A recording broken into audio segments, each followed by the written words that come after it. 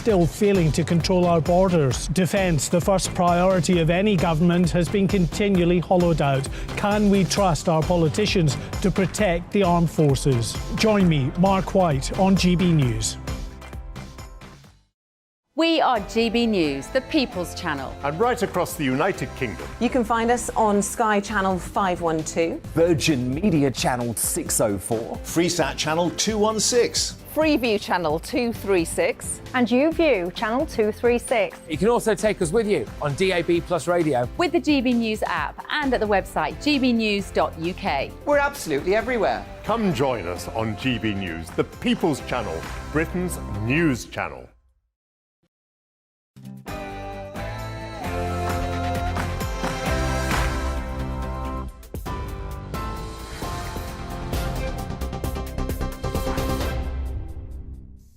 Good evening, I'm Ray Addison in the GB Newsroom. Police say a young woman killed in a Merseyside pub shooting is not believed to have been the gunman's target. 26-year-old Elle Edwards was at the Lighthouse pub in Wallasey Village on Christmas Eve when the incident took place. 4 men were also treated for gunshot wounds. A search for the gunman is still ongoing. A 10th person has now died as a result of an explosion at a block of flats in Jersey earlier this month. 73-year-old Kathy McGuinness died in hospital on Christmas Day. The blast, which happened in the early hours on the 10th of December, destroyed a building in St Helier. Ms McGuinness lived nearby. An investigation is ongoing. In international news, at least 55 people are believed to have died as a result of a severe Arctic freeze that continues to grip much of the US and Canada. Officials say 25 people have been killed in Buffalo, in New York State. And those of you watching on television can see footage of the city. It's -9 degrees there, and there's a wind chill of around -15. Across the US and Canada, thousands of flights have been cancelled and more than 150,000 homes are still without power. Buffalo officials say some of those who've died were found in snowbanks. The Erie County Department of Health Medical Examiner's Office confirmed through last night 13 individuals who had died as a result of the blizzard. Died in a car, died outside from exposure, died in a snow shovel or cardiac event regarding the snow blowing, were found in a home. I have the very sad news to report that in addition to the 13 confirmed deaths yesterday, the Erie County Department of Health Medical Examiner's Office has confirmed an additional 12 deaths. Russia says 3 of its military personnel have been killed after a Ukrainian drone was shot down over an airbase hundreds of miles from the Ukrainian border. The Kremlin says they were hit by falling debris in Russia's southeast region. It's the second attack on a military site this month and raises concerns among Russians that Ukraine can get past Moscow's air defences. Kyiv has not commented on the incident. The UK's rail networks have been at a standstill today as members of the RMT union hold strike action over pay. Hundreds of trains usually run on Boxing Day, but they've all been cancelled. 20,000 Eurostar passengers were also forced to make alternative plans as it cancelled all services to London, Paris, Brussels and Amsterdam. The UK Health Security Agency will stop publishing COVID-19 data early next month. The chief data scientist saying it's no longer necessary as the country is now living with the disease. Data had been published weekly during the peak of the pandemic and every 2 weeks since April of this year. Officials say COVID will still be monitored. And Boxing Day shoppers may have defied expectations, with early data suggesting footfall has actually risen. Industry analyst Springboard say it may have increased by as much as half when compared to this time last year. It follows concerns that the cost of living crisis, coupled with rail spikes, may have kept people at home. Barclaycard also said the average customer intended to spend 4% less than in 2021. On TV, online and on DAB Plus Radio. You're watching GB News. Back now for Farage.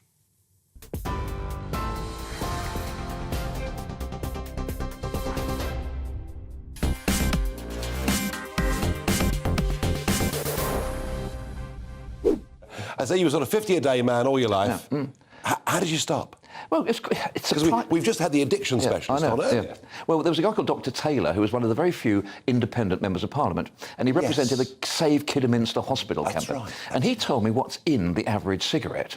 And once he's got to the cyanide and the floor sweepings and the mouse droppings, I thought, flipping heck.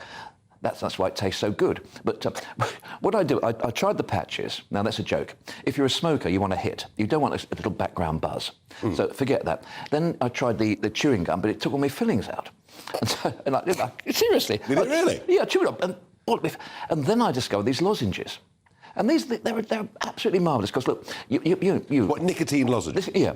I mean, there's a time, there's a couple of occasions, and I won't go into details, when you really want a cigarette, after you've enjoyed yourself. I'm talking about a meal, obviously. Obviously, as we're pre the watershed, clearly, yes. Yeah.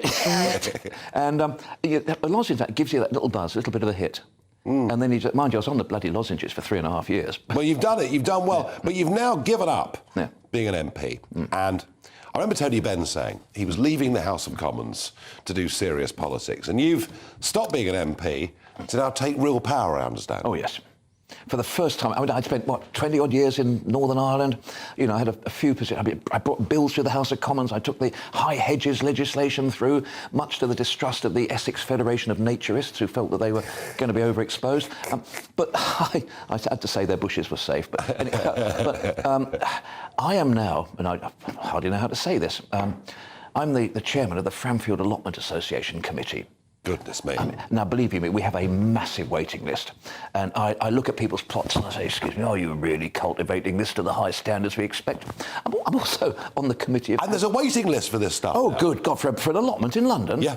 Oh, I've been offered sexual favours. But he was about 70 years old and I didn't fancy him. But, you do get... But to actually have that, and it is quite extraordinary. I've always had an allotment, but now to spend a bit of time and actually... my strawberries at the moment, I'm taking about 2 pounds of strawberries up every 2 or 3 days. Are you really? Well, it's incredible, because we had a mild winter and a lot of rain, a lot of sun. Yep. My broad beans are coming, runner beans are starting to show, chilies are growing, my early potatoes have been lifted. Can't be bad. Well, I've got to tell you, I've got some radishes on the go, I've got the carrots in, tomatoes, really? So I'm doing a little bit. I'm not at all surprised, because, of course, radish comes from the word radix, which is the same root as radical. There we are. Basically, it's obvious. Farage's radical veggies. Do you miss politics? I miss some of the people, mate. Do you? Sorry, no. I know I shouldn't be asking. No, I don't, actually. Yeah. No, I don't. I had great fun in the European Parliament, caused a hell of a stir, but it was of its time. I've moved on, I'm doing this, I'm loving this, I'm still involved in current affairs. But you were the complete outsider. Oh, totally. I'm sorry to say this, but No, happy to be. Yeah. I can still remember going there when Ian Paisley was attacking the Pope, and he said, Monsieur Paisley, I will switch your microphone. My microphone's not on. And I can remember you cracking up there. But you were the total outsider, and I don't say that as an insult. I say that as a compliment. When I got to Parliament, I realised I'm not public school. I'm not Oxbridge. I'm going to be a little bit. The only people I got on really well with were the old Bill. I got absolutely fine well with him. So much so that there was used to be a guy called Brian Hoare, who was outside. I remember him. Who's constantly... Yeah. And he came up and he spat in my face once. And I said, you do that again, son, I'm going to drop you. Anyway, so next thing I know, he's put in this big complaint. So the old Bill pulled me over the next day. He said, Mr. Pound, he said, we had a complaint about an aggressive behaviour from somebody. We've got a description here. Short, bald, stocky, with a West London accent. We can't find anyone who matches that description. After World War II period, the BBC came up with a programme called Woman's Hour. And someone that presented it for a remarkable 33 years, I think she does actually genuinely qualify as a broadcasting legend, is Dame Jenny Murray. And I'm very pleased to say she joins me for Talking Pints. Now, I have never drunk a pint. In fact, I don't like beer. So what I opted for was a vodka and very slimline tonic. And this is the first time in my entire broadcasting career that I have sipped alcohol with a microphone on me. So cheers. Cheers. Welcome. This is a whole new experience. Well, GB... Very nice. Is it well made? Yes. Good. Very well made, with ice and lemon. Perfect. Couldn't be better. Well, you see, GBNews is here to do things a little bit differently, and that's what we do. It's really interesting to think, 1946, this new programme comes along, which must have been sort of, in a way, quite radical. for its day. It was very radical. What was really radical about it was presented by a man for the first few months, and there were lots of complaints from women saying, why do we have to have a man broadcasting to us about these kind of subjects? People assumed that in those early days it was very soft and it was all about knitting and cooking. But it wasn't. Not true. Absolutely not true. You know, there were lots of discussions about my job, what kind of job can I do, how easy is it going to be for me to work. There was a whole series about the menopause. You know, everybody's up in arms at the moment about the menopause. Oh, my goodness, we can't get our HRT.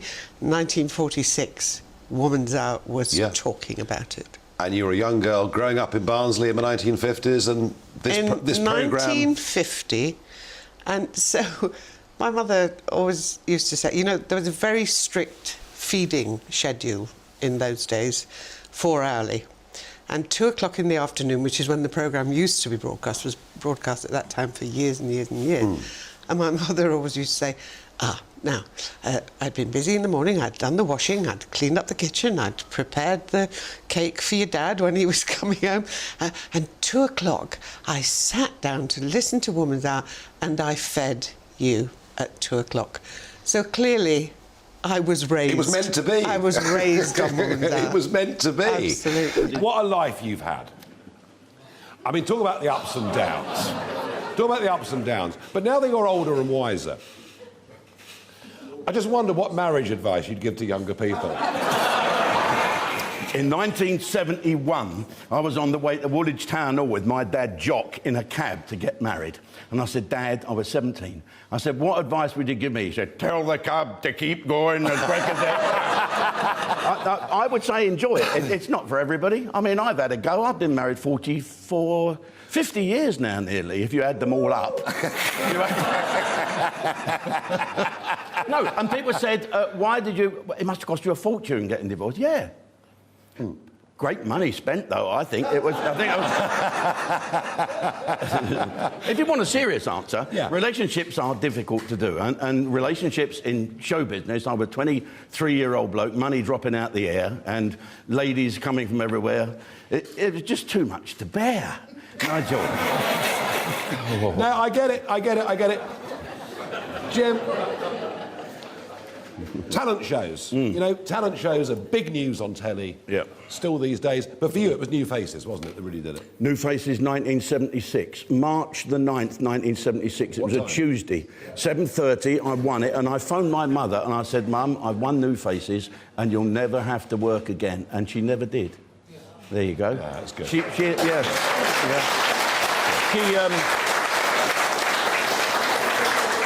She was lazy, my mother. God rest her soul. And that was the big break. Suddenly, you'd done it, and you're in demand. Yeah. And comedy was everywhere, wasn't it? Think about the telly. You know, 70s, 80s. Yeah. I mean, Saturday nights, comedians, all these shows. You got dubbed the funniest man on telly, which was a hell of an accolade. Yeah. And almost, it seems, looking back at it, I mean, of course, there were limits even then. Yeah, there were. To comedy. Yeah. But you were pretty free, weren't you? Yeah, especially when they gave me my own show at 9:30 at night. It was past the watershed. Then suddenly something changed. I think Ben Elton proved you could be a stand-up comedian without being funny. And all these sort of people turned up, and it got very, very woke. And Benny Hill and I got the sack from Thames Television basically overnight. And I thought, well, that's the end of my career. And suddenly a cassette landed on my desk, and it was a show about snooker.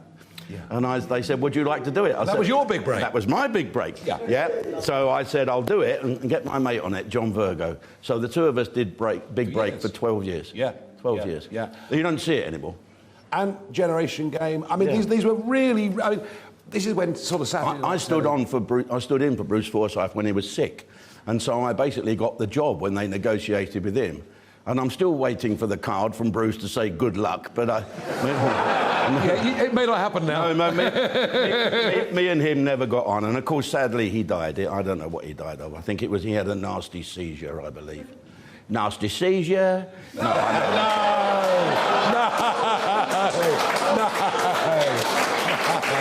No, please. please. He was a good guy, Bruce, No. and he was a tough act to follow. That's why I had to change it around a lot. Brilliant He was entertainer, brilliant, brilliant. And loved. Oh, very much loved. Right into his 80s and absolutely loved by people. And then, Jim, the BBC canned you as well, didn't they? Yeah, they did, yeah. They sort of found out that how dare this Tory scum person, the disgrace to the working class people come here. You know, so they gave me £1 million to go away. Did they really? Yeah. I had 2 more wives out of that.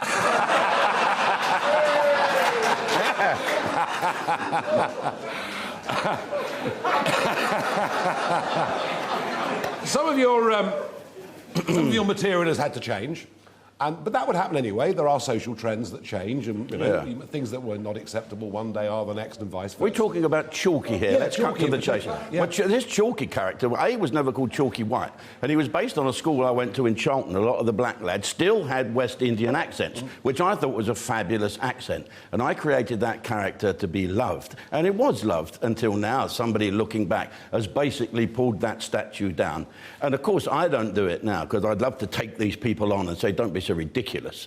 This was my attempt at joining people together, seriously. But no one speaks with a West Indian accent anymore, so that was the end of that character. It's like doing an impression of a hansom cab. No one would know what you're talking about, you know? No. But, Jim, you've had... I mean, look, you have stood up. You've stood up against cancel culture. You've stood up very strongly in favour of free speech. You've got, I think, the sort of Islington set. Whether they hate you more than they hate me, it's quite a tight call, isn't it? They actually think we were separated at birth.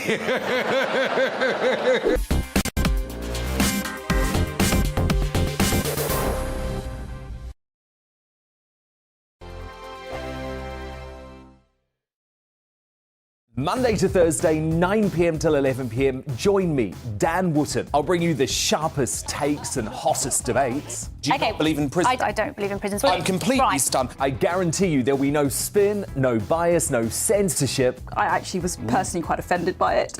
And no reason to go to bed. So I guess they've always been quite woke. That's Dan Wootton tonight on TV, radio and online. Monday to Thursday from 9 p.m. till 11 p.m. on GB News. The People's Channel, Britain's news channel. Every morning from 6 o'clock, we'll wake you up with GB News Breakfast with all the stories you didn't know from the night before. So whether it's serious news, entertainment, or your own views from all over our great nation, we're here to kick off your day with a smile. The national media should be reflecting and reporting what's happening here. You will notice the northwestern accents. Whether you're with us on TV, radio, or online, every morning, it's breakfast from 6 a.m. Hope you can join us.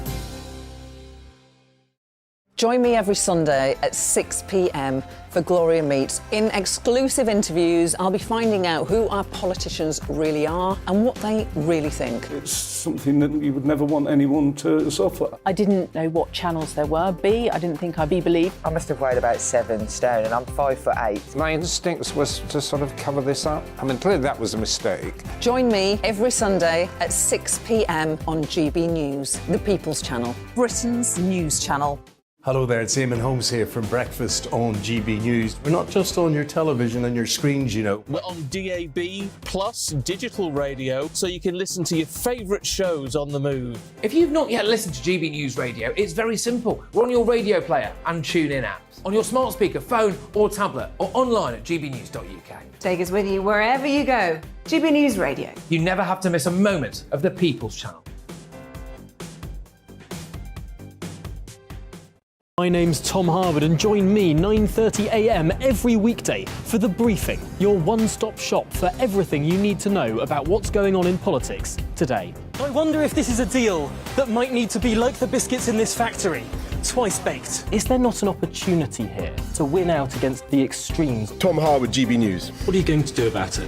Things should have been done differently, and they certainly are being done differently. Don't miss it. The Briefing with me, Tom Harwood, 9:30 Monday to Friday on GB News. Hello, I'm Simon Evans. Join me on GB News for Headliners at 11 p.m, where I'll be joined by two of the country's top comedians as we take a look at tomorrow's newspapers tonight. If it's a big story, we'll be covering it, I guarantee, but we'll also have some fun along the way. That's GB News Headliners at 11 p.m. We won't put you to sleep, unlike some of the other paper review shows out there. So join us, 11 p.m, 7 nights a week.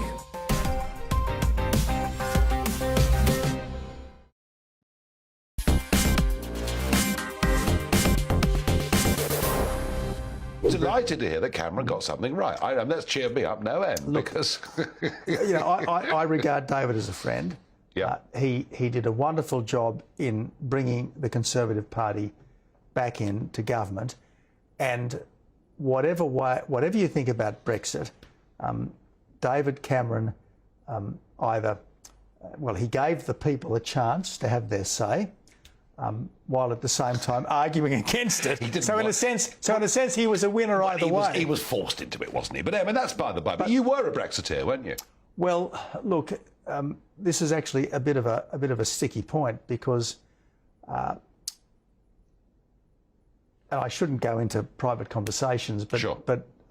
I was encouraged not to support Brexit in the lead up to the vote, and I was torn because emotionally I have always been a Brexiteer. So I ended up writing an article for the Times, which I can't remember what headline the Times put on it, but the headline I put on it was a Brexiteer's case for Remain, because what I said back then was not that Britain needed Europe, but that Europe needed Britain, that the EU had become such a sclerotic mess that the only possible salvation was to follow the British way rather than the Brussels way. Anyway, I still remember the day the Brexit vote came through, and honestly, it was one of those wonderful, exhilarating days when your heart sings because you think this is one of the truly great countries saying we will reclaim our destiny. Wow. And the point that I always make when I'm in Britain, particularly to Britons who have spent too much time listening to the British establishment, is please get away from this defeatism and declinism. No country has had more impact on the modern world than this one. The world's common language, the mother of parliaments, the rule of law, the Industrial Revolution, the emancipation of minorities, all really pioneered in this country.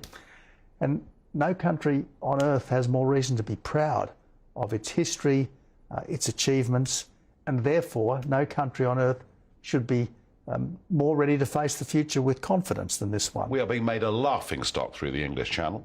You know this very, very well. Yep. You had exactly the same problem in Australia. The difference was the distance to Indonesia was slightly bigger, the boats were bigger, the numbers per boat was bigger, but the principles were all exactly the same. And you are the man that solved it, and you did it being condemned by the United Nations, the European Union. You know, I mean, global abuse was thrown at Tony Abbott, but you solved the problem. Does the British Conservative Party have the muscle to do this? Well, in the end, and I'm talking now about Australia. Yes. In the end, you have got to have the will to do it. And the problem was the previous government didn't have the will to do it. And I can remember going into a very early meeting of very senior officials with heavy responsibilities in this area. And I was told we might risk serious conflict with Indonesia. To which I said, well, so be it.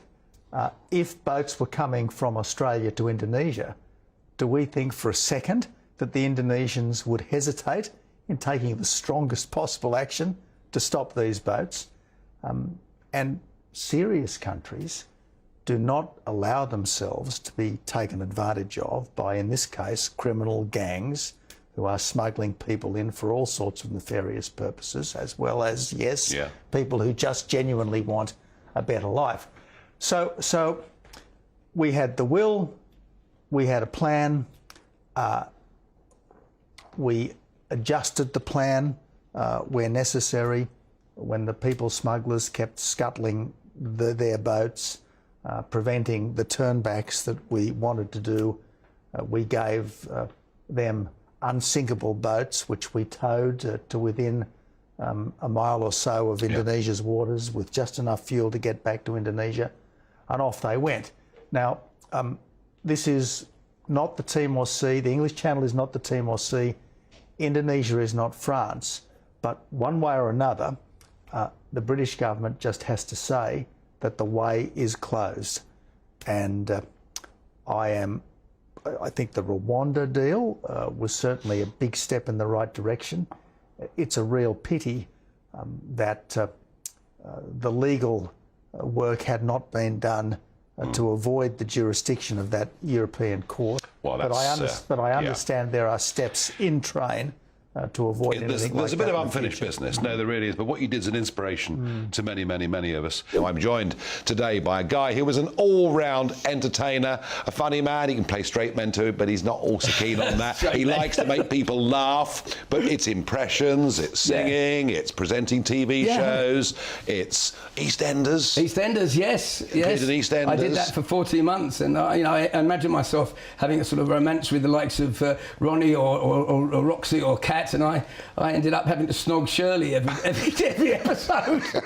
No disrespect to Shirley, but I loved it. Did you enjoy it? I loved it. I was just getting going on it, really. I had to find my confidence because a lot of people saw me as an entertainer, and I liked acting. After that, I actually did some more acting. I went and did some plays, and I really enjoy it. So I might do a little bit more of that. But I am an entertainer, a sort of all-round entertainer. Yeah, that's what I truly love. But making people laugh, it's I guess it's a fairly addictive thing to do, isn't it? Well, it certainly is. It is like a drug. I missed it so much in COVID because we got locked down. Yeah, we we're couldn't come to do that. anything. Yeah. So it was really tough for entertainers. And so, yeah, it was really, I missed the performing of it. I love performing. I do it nearly every night.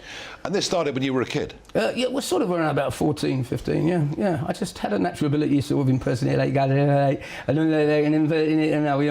because he slowed down a bit, slow, just slightly more slow. But of course, he's a millionaire again because he's just taken all his empties back.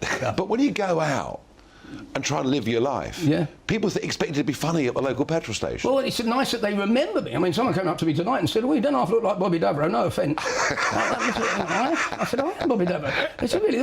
Bobby Davro? Yes. I said, Bobby Davro. He said, you don't hear that name very often nowadays. I said, well, I do, because it's my name. And people do forget about you. But I've always sort of remained there or thereabouts, although I'm not back on the telly anymore. And why is that? Well, I can't wood stain a floor, bake a cake or dig my garden up. So I've got nothing, I can't skate, I can't cook, I can't dance, I've got nothing in the garden, I've got bug all in my attic. So I stand. Well, there's always reality TV. Well, isn't there? I know. I'll tell you something the most embarrassing that happened the other day. The shows we were watching now, it sort of makes me blah, blah. I was watching Naked Attraction with my daughter. And I didn't even know she'd auditioned for it. Anyway, that's a gag. You weren't too sure. I got it. I find it frustrating sometimes, that entertainers, even the talent shows, which everyone's entitled to have a go, and I think that's important, but it's not about the actual turns, it's not about the talent on there, it's about the show. And as long as the people that go on that realise that. But we had lots and lots of comedy on the telly in the 70s, 80s and 90s. Yeah. Lots of funny shows, lots of shows that really pushed pretty close to the edge of what was acceptable. Well, judged by today's culture, yes, very much indeed. Well, almost all of them wouldn't get off the ground now, would they? Well, not many of them, no. But this is where our problem lies, because with the woke and the cancel culture that's crept in, Black Lives Matter, BGLT or whatever it's called, BLGT. There's so many different letters in the thing. Got to be really careful. Yes, you've got to be really careful. Yeah. And it's ridiculous. In a way, it's ridiculous because I don't. No, it is. I am. I do respect it. I respect it all, but I don't necessarily agree with the fact that it's bringing us together. I think in a lot of ways it's pushing us apart. It's pushing us. I do. I really believe that. And there's a dilemma that I have. For years, I've been doing this routine when I do Elvis, and I get 3 women out of the audience. Normally, they're white women. Okay, I can say that. And if I get a black woman up and do exactly, or a woman of colour, see, this is where it gets dodgy. A woman of colour, if I were to do it, and it'd be the same jokes for her because that's what it should be. Someone in the audience would go, "Oh, well, you were discriminating, or you're being racist towards this lady." And then if you don't ask them to join you on the stage, then someone else will say, well, you didn't include her, because you're leaving her out. So where do we lie? Steve Nallon, I said to you earlier, was the voice of Margaret Thatcher on Spitting Image, that very powerful programme. Those on radio can't see, but it is Margaret Thatcher. It is her. It is herself, yes. As a teapot. Can I just say, I think the nose is a little bit longer than in reality. And I'm sure I'm very good at pouring. Goodness me, I am. But what you're doing today, I think, a lot of relevance from your upbringing. And to say that your upbringing was tough is, I think, would be rather British understatement, really. Well, here's the thing, though. My mother died when I was very young. My father was schizophrenic, and I ran away from home when I was 14. That's it. Because from then on, I was rescued by my grandmother. Yes. And for that, I'm eternally grateful. and she was a wonderful woman, very tough, very loving. So I was loved and looked after. So yeah, it was a tough background, but at the same time, I was also very, very lucky. It's really interesting because you had TB as well and suffered periods of isolation because of that. So you're not damaged by any of this? I think the consumption, the TB, I think that made me isolated because I was very young. I didn't understand what was going on. I was only about 3 or 4, I think. And I think it made me emotionally self-sufficient, if that makes sense. Is that a good thing? Well, it means that you can spend your life writing and you're very happy with your own company. You learn to be happy with your own company. You talking about all this is interesting because these days you'd be a victim. I don't like the sense of... If you turn yourself into a victim, I think you're turning yourself into a problem. I think that the way to look at life, the way I've tried to look at life, is that bad things happen, but you know that good things can come out of it. And as I said, I was just very, very lucky. You're absolutely right. Now, for you, it's always going to be drama. It's always going to be comedy, and you're up and you're there on the boards, and you get this big break at a very young age. Yeah, it was just after university, and I'd always been interested in politics because I'd always sort of impersonate, partly because of Mike Yarwood, because Mike Yarwood did all the politicians as well.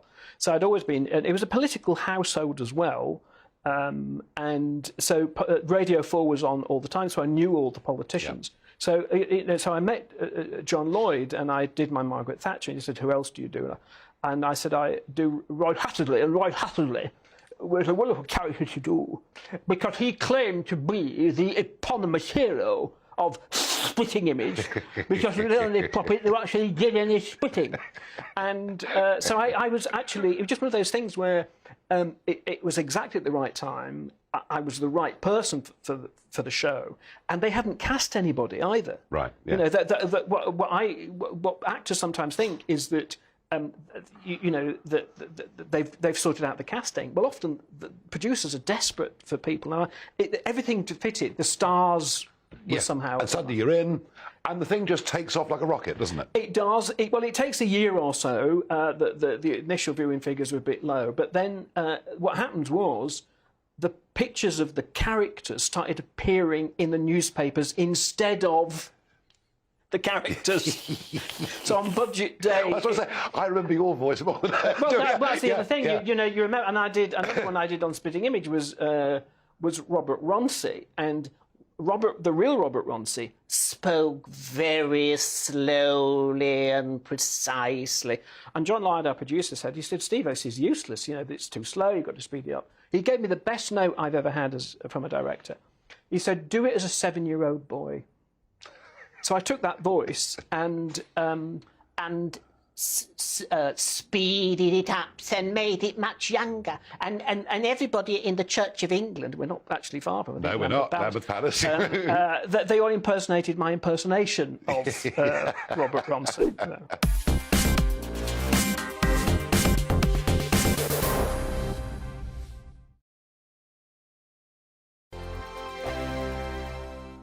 We are GB News, and we'd like to say thank you to each and every one of you for bringing us your conversations, for helping our great nation find its voice. We are here for you on radio, television, and online, across England, Scotland, Wales, and Northern Ireland. It's not the BBC, you know, you actually get your facts right. We are proud to be GB News, the People's Channel, Britain's news channel. Hi there, it's Stephen and Anne. At breakfast from 6 a.m, you'll always be caught up with everything you need to know, the latest headlines, opinions and debates. We'll bring you the good news and the bad, but most of all, we're here for you. Remember, send in your views and let us know what you would like us to talk about. That's because we're your news channel. And every morning at 6 a.m, it's breakfast on GB News. Money And it's Thursday on GB News. It's Bev Turner Today from 10 a.m. We're going to be here for you, our GB News family, to keep you up to date, but also make you smile. The guy went from puberty to adultery. And I can't wait to bring a few of my own opinions. I have no time for cultural totalitarianism. We'll engage in passionate, but always polite debate, with your thoughts and opinions at the centre of it all. Only on GB News, the People's Channel, Britain's news channel. Join me, Nana Akue, Saturday and Sunday afternoons on GB News. Expect fiery debate and passionate discussion as me and my panel tackle some of the biggest topics hitting the headlines. It's a place for everyone's opinion. No one gets cancelled, but no one gets an easy ride. Oh, she's on it today! Be ready for conversations that are fierce, frank, and of course, fun. Every Saturday and Sunday afternoon from 4 p.m. on GB News, the People's Channel. Join my show Farage, 7 p.m. till 8 p.m. Monday through Thursday, and there you will get opinion, analysis, debate, and I'll cover stories that nobody else dares to touch. You've been cancelled. Join the club. Oh my goodness me! And then for the last 15 minutes, talking pints. We're over a drink. We have a civilised conversation with someone. We very often disagree, but we do it in a grown-up way. Come and join me on Farage. We are GB News, the People's Channel. And right across the United Kingdom. You can find us on Sky Channel 512. Virgin Media Channel 604. Freesat Channel 216. Freeview Channel 236. And YouView Channel 236. You can also take us with you on DAB Plus Radio. With the GB News app and at the website gbnews.uk. We're absolutely everywhere. Come join us on GB News, the People's Channel, Britain's news channel.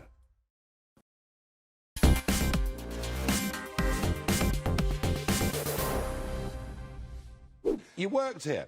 Yes. At the Medway Power Station? That was your first proper job, was it? I wouldn't say it was my first proper job, but my dad was a site manager on the power stations. And obviously it's not necessarily what you know, it's who you know. I started off as a tea boy to pay for my dancing, and then went on to be a handyman, but apparently wasn't very handy. So I worked on Medway Power Station, Kingsnorth Power Station, Isle of Grain. I did that for probably about 7 years to pay for our lessons and things like that. Our dancing, really, yeah. But dancing, a love from a very early age? I wouldn't say a love from a very early age. I would say I was not necessarily pushed into dancing, but my sister started, and then I kind of was told that I had to go along as well. And there was like 2 boys in the class, and I was like, what is this all about? And then I started realising as I got older, there were, 2 boys, but about 30 girls. And I was like, oh, this is good. And then the better I got at dancing, the more girls paying interest to you. Did they? Yes. And then I met the lovely Ola. Then you go to Poland. Then he's gone to Poland and found me. And that was it. He put you in his suitcase and he brought you back. You've been married ever since. Yeah, 22 years I've been here, so moved over to dance with James 22 years ago. 17 she was when she moved here. Yeah, she was legal. So long time ago. Yeah, it was a long time ago. And very quickly, between the two of you, this amazing TV programme arrives on the BBC with Bruce Forsyth comparing it, and suddenly family Saturday night viewing is back where it had been, perhaps in the 70s and the 80s, generations together, watching Strictly Come Dancing, loving Strictly Come Dancing. And you guys, of course, great dancers, but the best ever dancer on Strictly Come Dancing was a former Conservative Member of Parliament for Maidstone, later on a Brexit party over here. Anne Widdecombe was the best. I mean, you know what? She was actually lovely. I really liked her. I had a bit of a soft spot for her. She didn't know how to take me because I'm quite abrupt sometimes, but she did. She's pretty abrupt. She did the tour and everything, so she loved the dancing. I think she got on really well with Anton. Anton was the perfect partner for her. Not much time off. No, and then afterwards you went on the tour, and then you do a pro tour, and then you were doing your own show. So pretty much all year round you were dancing. Hence why it wrecks your body, and I've got loads of injuries. Hence, we used to be thin, and yeah, now we used we're to be not so thin, and thin. now we just eat a lot more. But there is, and you know, you were on it for 9 years, you were on it for 10 years, I think. But there is one difference, isn't there, Mr. and Mrs. Jordan, in terms of... She's won it. She's won it. Yeah. Absolutely, you won it. Thank you. But as I say... Well, He's got to come back. Yeah, I've still got my name on the trophy. It still says Jordan on there. I won it with his help. I've got to give it to him. No, yeah, I didn't. did. But you won it, and that must have been a great feeling. It has been a great feeling. It's you know, Strictly, it's a massive show, but it's an amazing show. To be part of it for such a long time, it is like a big family, and a lot of hard work goes into it. The celebrities work really hard. The professional work so hard. Yeah, it's an amazing show to be part of. So when are you going to do it? Yeah. Well. I've done a lot of foolish things that I really didn't mean. Hey, seen a lot of things in this whole world, but when I touched them, they did nothing, girl. Ooh, baby, here I am, signed, sealed, delivered, I'm yours. Great to see you. Oh, Nigel, you nutty boy. Cheers. Oh, it's still there. I'm gonna blush in a moment. Ooh. Amazing. I mean, hello. It was when it first came on the televisions, and I watched it. I loved it. And you kind of came into it a few years in. It was this new injection. This pocket dynamo. Yeah, absolutely. But it led to even more complications in Renee's life, didn't it? I know, she was sort of, fearless, wasn't she? A bit like me, really.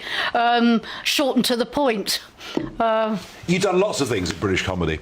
I have indeed. I mean, I started, I was only 14 when I started with the Dick Emery show, and my first pantomime was with dear old Charles Hawtrey. The Carry On. The Carry On. Yes, and a very, very particular British sense of humour, isn't it? Absolutely. I mean, the Carry On films, I mean, they're all classics, aren't they? I know they get a bit of a ribbing now, but...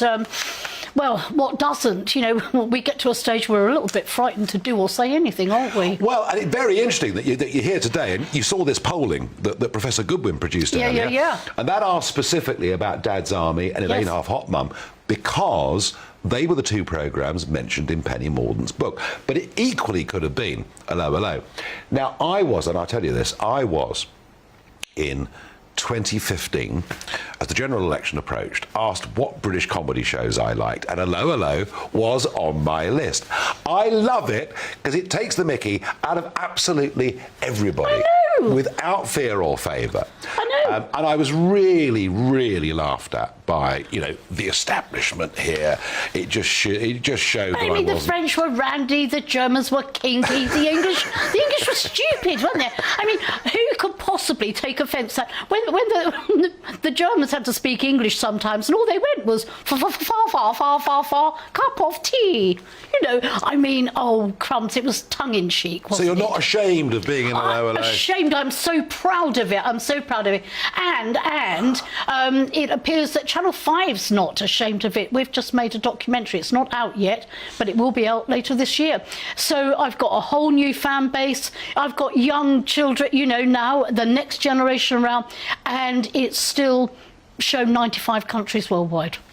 When you've had a career, as you've had from a young age, long career, is it a good thing or a bad thing that you become so well known for that one role? Well, I mean, it does limit you after that. There's no doubt about it. I mean, I will never, ever be thought of as anybody but Mimi LeBlanc. Yeah. I mean, but I've done so much work because of it as well. I've done so much charitable work, been involved with Jubilee, veterans. I'm going off to the Isle of Wight in a couple of weeks, and I'm opening a veterans hub over there. So it's, and I love all that. I'm very proud to actually be part of where I can go and give something back.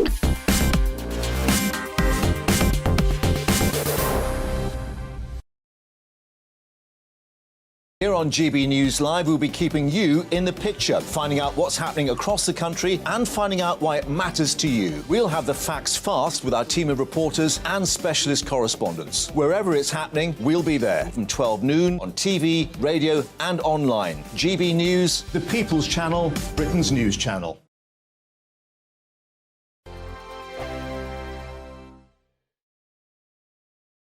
Monday to Thursday nights on GB News. At 6, it's Dubes & Co.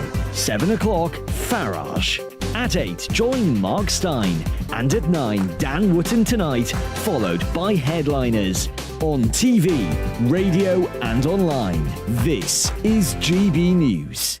Here on GB News Live, we'll be keeping you in the picture, finding out what's happening across the country and finding out why it matters to you. We'll have the facts fast with our team of reporters and specialist correspondents. Wherever it's happening, we'll be there from 12 noon on TV, radio and online. GB News, the People's Channel, Britain's news channel.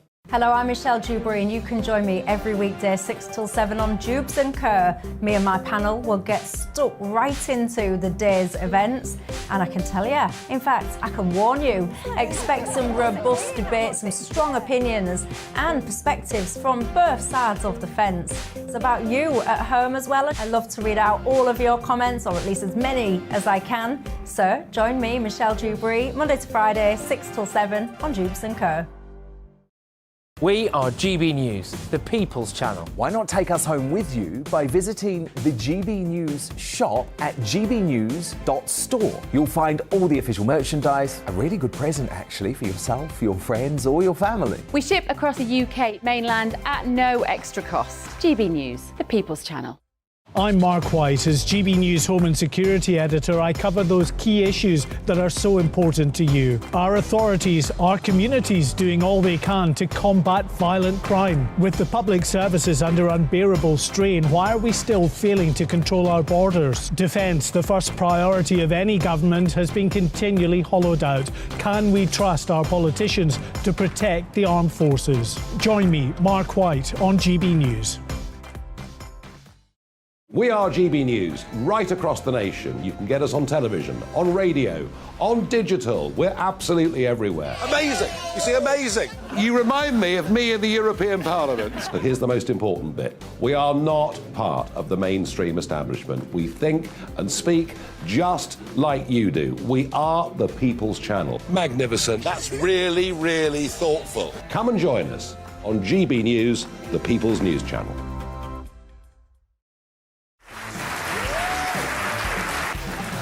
My name is Andrew Doyle. Join me every Sunday evening at 7 p.m. for Free Speech Nation. This is a show where we address current affairs and news stories of the week with the help of two wonderful comedian panellists. I brought in comics because I want to give it a lighter edge, and also they work for less. See you there.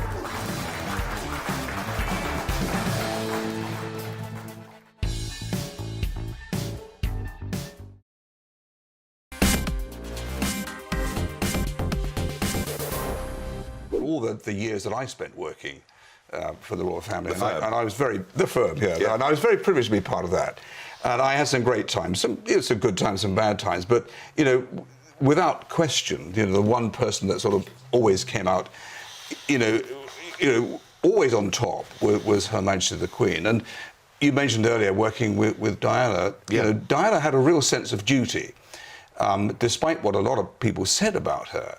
And she was loyal in every extent of the word to perform and work for the top lady, she wrote, Her Majesty the Queen. And that she did because she held her in such high regard and respect. It's only sad, actually, that Her Majesty, at the end, was only able to sort of praise Diana at the time of her death, which was, rather unfortunate. A very difficult period. But it was an incredibly difficult period for her. But nevertheless, through her annus horribilis and so forth, all those very difficult years of her life.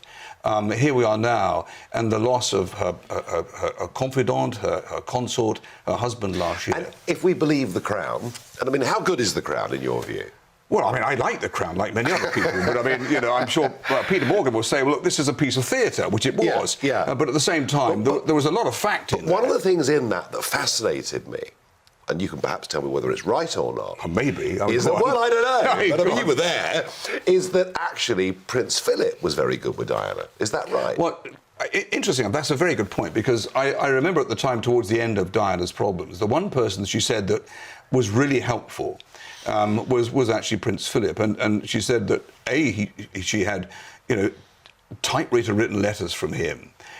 Saying, look, if I can help in any way, come and see me, whatever. He was very sympathetic and understanding of the problems. Which is not the image many have of him. Well, I don't think, but I think, that's the problem. I mean, I think, people, the media are very prone to putting out images that will actually sell their product. The Duke was an incredible character, of course he was, but, he was, in the sense with Diana, very understanding of the difficulties that she was going through at that time with his son. But I have some great memories of working with the royal family, Nigel, and it was indeed a great privilege working with them. You were absolutely at the heart of it, and I sort of semi-joked at the beginning that you were in every blooming photograph there was, but you were there, and you had a very important role to play with Diana, and then it seemed to me that she leaves public life, and then you're gone. Well, I mean, in that sense, what actually happened, that Diana in 1993, which was following, the separation announcement by John Major in 92, it was over, that was the end, and that was the beginning of the end, and we all knew that at some point she was going to jump ship, and I knew that as well, and I had, no alternative really, and I didn't anticipate that Diana would, in the December of '93, decide to abandon her entire security, which was a huge mistake. Was that her decision? Well, it was her decision, but I left in September, October, and because I felt that my position was being compromised, and then almost immediately she invited me back to see her at Kensington Palace, which I went back, and it was like revisiting that time that I met her 8 years previously in Sandringham. And the fun, because the great thing about Diana was she was an incredibly fun person. So you liked her? Oh, she was yeah, of course I did. I mean... you had a job to do. Well, I had a job to, but I mean, there was a chemistry there between she and I. But she was entertaining, she was fun, but she was loyal to her cause. I mean, she did things for the benefit of the family. That's not to say that the family actually liked what she was doing. The problem was that Diana was so popular that the royal family had a real problem of addressing that popularity. And instead of actually sort of bringing her in and say, look, hey, welcome to the firm, we could do with you. But they didn't do it. I mean, the captain of a cricket team, if he has a star international batsman or bowler, should welcome this. Yeah, but they didn't do that. It was only... Was Charles jealous of her? I think he was jealous of her popularity. And there was, I don't want to be criticised, the Prince, because I wouldn't, because I was... I admired his generosity to all of his staff. I mean, we would go to Highgrove, his house in Gloucestershire, and in Kensington Palace, and the generosity shown by him and his staff was fantastic. But he had a real problem with dealing with Diana's popularity. And I remember coming back from Newcastle with Diana one day, and all her days out were fantastic. Massive crowds. And we arrived at Kensington Palace, and there was the Prince on his own.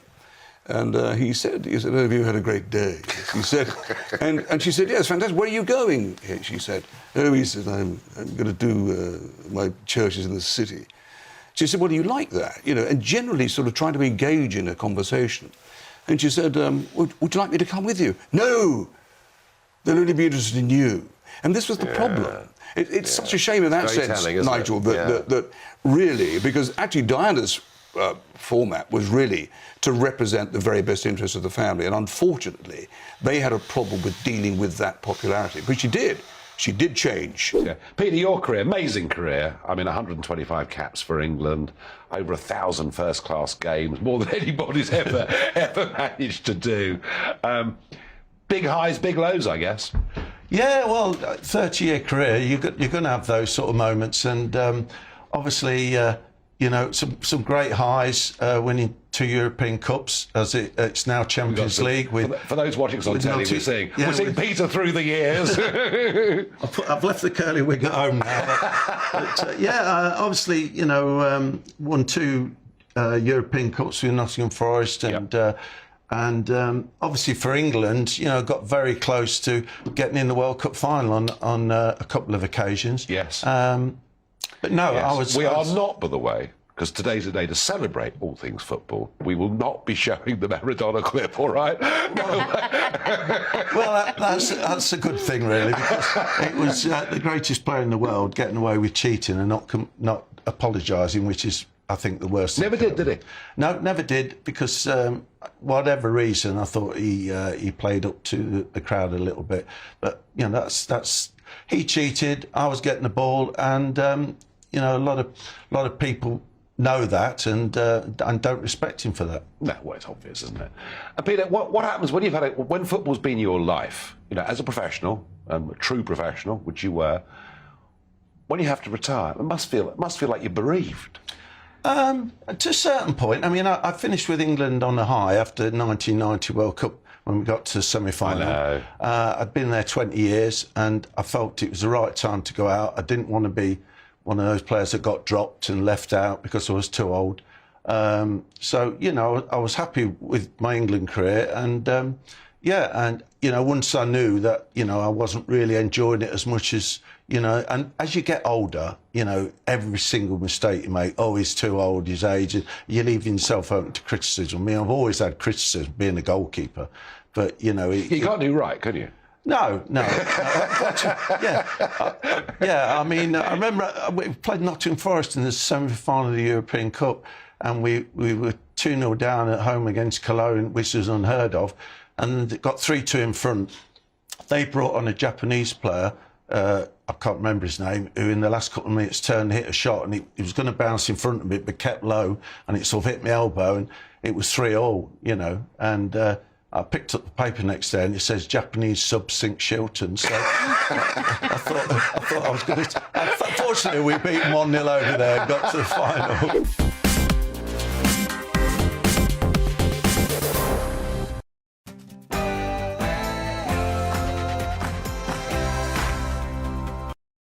I'm Mark White. As GB News Home and Security Editor, I cover those key issues that are so important to you. Our authorities, our communities doing all they can to combat violent crime. With the public services under unbearable strain, why are we still failing to control our borders? Defence, the first priority of any government, has been continually hollowed out. Can we trust our politicians to protect the armed forces? Join me, Mark White, on GB News.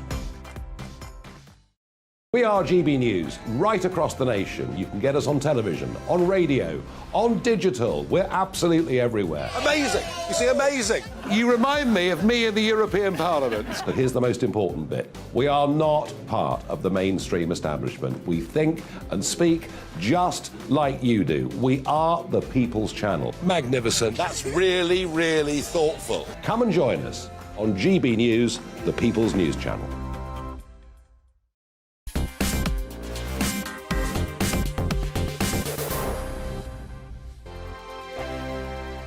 I'm Mark Dolan. Join me at 11